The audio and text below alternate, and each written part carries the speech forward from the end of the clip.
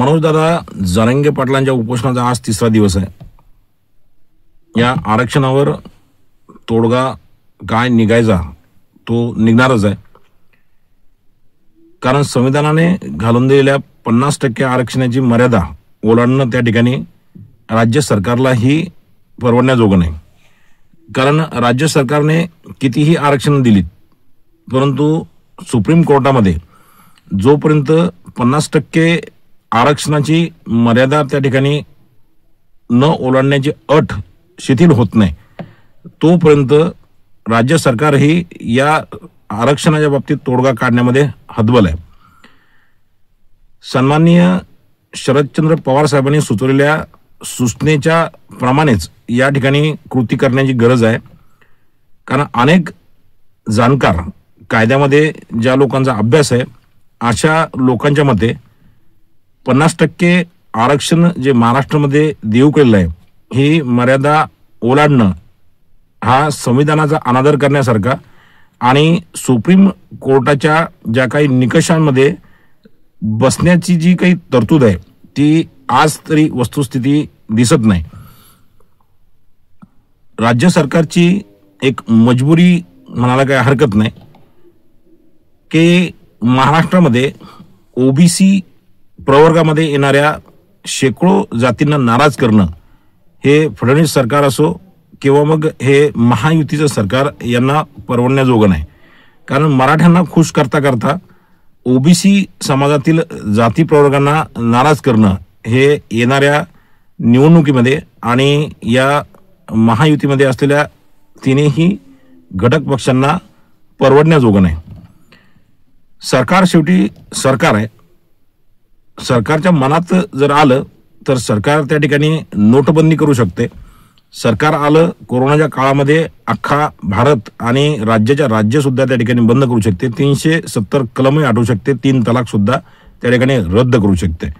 म्हणजे सरकारच्या मनात जर प्रामाणिक भावना असली आणि थोडं मानसिकता जी आहे जी दोन्ही समाजांना त्या ठिकाणी न्याय देण्याची असेल तर सरकार तोडगा काढू शकते। माझ्या माहितीप्रमाणे केंद्रीय गृहमंत्री अमित शहा जरांगे पाटील यांचं उपोषण चालू असताना एका दिवसासाठी मुंबईमध्ये आले होते आणि याच्यावर साधक बाधक चर्चा अमित शहा साहेब आणि राज्यातील काही वरिष्ठ नेत्यांमध्ये झालेली आहे।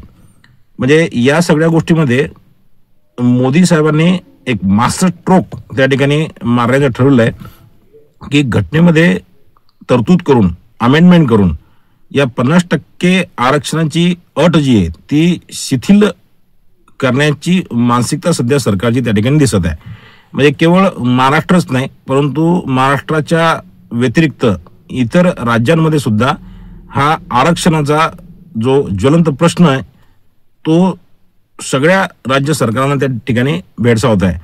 म्हणजे या सगळ्या गोष्टीवर तोडगा हा एकमेव आहे की संविधानामध्ये 50% 51% आरक्षणाची सीट जी काही मर्यादा आहे ही मर्यादा वाढवून त्या ठिकाणी महाराष्ट्र असो, यूपी असो, बिहार असो, पश्चिम बंगाल असो किंवा इतर सगळ्या राज्यांमध्ये जे आरक्षणासाठी त्या ठिकाणी आंदोलनं होत आहेत, वेगवेगळ्या जाती धर्मातील लोक आरक्षणासाठी त्या ठिकाणी संघर्ष करत आहेत, या सगळ्या गोष्टीवर तोडगा काढण्याची मानसिकता जी आहे ती केंद्र सरकारने त्या ठिकाणी बनवली आहे आणि लवकरच ही 50%ची अट जी आहे ती शिथिल करून सगळ्याच जाती धर्मांना त्या ठिकाणी आरक्षणात बसवून सर्व भारतभरातील लोकांना खुश करण्याची रणनीती त्या ठिकाणी मोदी सरकारने अवलंबली आहे।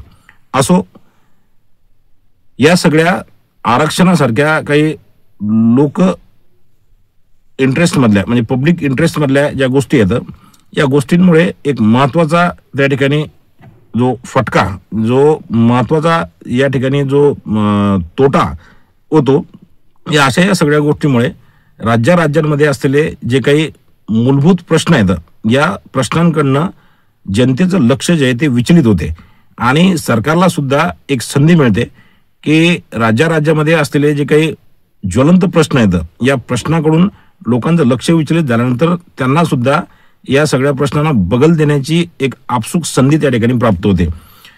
या सगळ्या आरक्षणाच्या या सगळ्या घाईगडबडीमध्ये, या गोंधळामध्ये राज्यामध्ये असलेले महत्त्वाचे प्रश्न, ज्यामध्ये अतिवृष्टीचा एक महत्त्वाचा प्रश्न आहे, शेतकऱ्यांच्या नुकसान भरपाईचा प्रश्न आहे, निधी अभावी राज्यांमध्ये ज्या काही योजना त्या ठिकाणी रखडलेल्या आहेत, निधी नसल्यामुळे बऱ्याचशा लोकांची जी काही त्या ठिकाणी अडचण होत आहे आणि या सगळ्या गोष्टीचा परिणाम हा सर्वसामान्य माणसाच्या आपल्या जीवनावर त्या ठिकाणी होत आहे.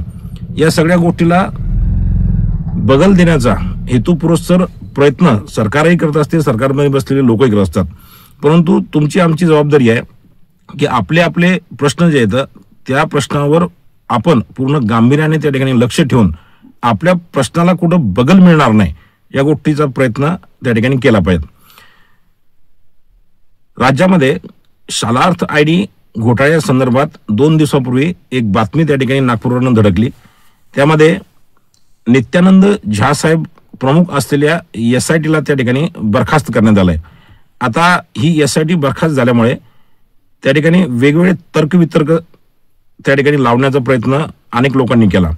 अनेक लोकांच्या मनामध्ये अशी भावना आहे की जी नित्यानंद झा साहेब यांच्या अध्यक्षतेखाली नियुक्त करण्यात आलेल्या SITला बरखास्त केलं म्हणजेच कुठंतरी या शालार्थ आयडी घोटाळ्याच्या चौकशीला कुठंतरी खंड पडला, किंवा मग ही समिती बरखास्त झाल्यामुळे शालार्थ आयडी घोटाळ्याची चौकशी कुठेतरी थंड बस्त्यात पडली काय, अशा पद्धतीचे जे काही नॅरेटिव्ह त्या ठिकाणी पसरवण्यात येत आहेत. परंतु SIT नागपूरची रद्द करणे ही गोष्ट ज्या दिवशी पूर्ण राज्यस्तरावर पुण्याच्या विभागीय आयुक्त चंद्रकांत पुलकनवर साहेब यांना त्या ठिकाणी समितीचं, महाराष्ट्रव्यापी समितीचे अध्यक्ष नेमलं गेलं आणि त्याच्यामध्ये मनोज शर्मा साहेब तसेच हारून आतार साहेब यांचा समावेश केला, त्याच दिवशी नागपूरची नित्यानंद झा साहेब यांच्या आदेशाखाली असलेली समिती बरखास्त होणार आहे याचे सूतोवाच मिळाले होते. या गोष्टीमुळे जे काही तक्रारकर्ते आहेत किंवा मग शालार्थ आयडी घोटाळ्यामध्ये सक्रिय असलेल्या काही कार्यकर्त्यांमध्ये जो एक निराशेचा एक सूर त्या ठिकाणी आला, तर या ठिकाणी आपण कुठल्याही प्रकारे विचलित होण्याची आवश्यकता नाही. कारण राज्य सरकारने शालार्थ आयडी घोटाळ्यामध्ये जी काही रणनीती आखलेली आहे त्या रणनीतीचा एक भाग म्हणून SIT नागपूर नित्यानंद झा साहेब यांच्या आदेशाखालची ही रद्द होणार, बरखास्त होणार हे आधीच त्या ठिकाणी कळलेलं होतं. कारण काय की राजपत्रित अधिकारी जे क्लास 1 ऑफिसर जी हायरार्की आहे, ज्याच्यामध्ये उपसंचालक, त्याच्यानंतर आपले शिक्षण अधिकारी आणि संस्थाचालक यांनी सरकारवर जो दबाव आणला, या दबावामुळे ती नागपूरची जी SIT आहे ती योग्य पद्धतीने काम करत नाही हे सरकारच्या सुद्धा लक्षात आलं. कारण पोलीस विभागातील लोकांनी कुठल्याही प्रकारची चौकशी न करता या सगळ्या गोष्टीमध्ये अटक सत्र चालवलं होतं, हे तसंही कायद्यानं चुकीचं होतं आणि या सगळ्या गोष्टीचा रोष या सगळ्या प्रक्रियेवर, या सगळ्या कारवाईवर, या चौकशीवर होऊ शकतो असं लक्षात आल्याने विभागीय आयुक्त चंद्रकांत पुलकनवर साहेब यांच्या आदेशाखाली जी समिती नेमली ती अतिशय योग्य पद्धतीने आणि शास्त्रशुद्ध पद्धतीने टेक्नॉलॉजीचा पूर्ण उपयोग करून एकदम योग्य दिशेने त्या ठिकाणी ती चौकशी करीत आहे.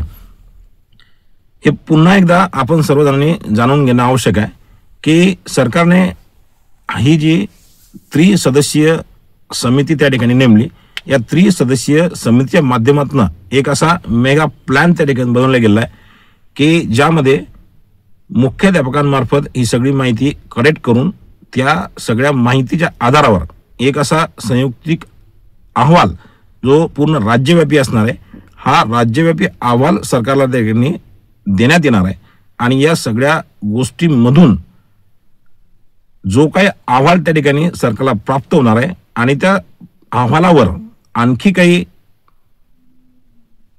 मंत्रिगटाची उपसमिती किंवा एखादी आणखी राज्य सरकारची जी समिती त्यावर काम करणार आहे आणि त्याच्यातनं या सगळ्या लोकांना कोणतं शासन त्या ठिकाणी करायचंय याचा निर्णय राज्य सरकार त्या ठिकाणी घेणार आहे. त्यामुळे नागपूरची SIT बरखास्त झाली म्हणजेच या सगळ्या चौकशीच्या या कारवाईला कुठेतरी खीळ बसली किंवा मग कुठल्या ठिकाणी हा विषय थांबला की काय, अशी जी भावना तुमच्या आमच्या मनामध्ये झाली आहे ती काढून टाकण्याची आवश्यकता आहे. कुठल्याही प्रकारे शासन या शालार्थ ID घोटाळ्यातल्या दोषींना सोडण्याची त्या ठिकाणी कुठल्याही प्रकारची जी काही मुभा आहे ती देणार नाही आणि शालार्थ ID घोटाळ्यामध्ये जे काही दोषी येतं त्यांना शासन त्या ठिकाणी 100% होणार, ही काळ्या दगडावरची पांढरी रेघ आहे. धन्यवाद.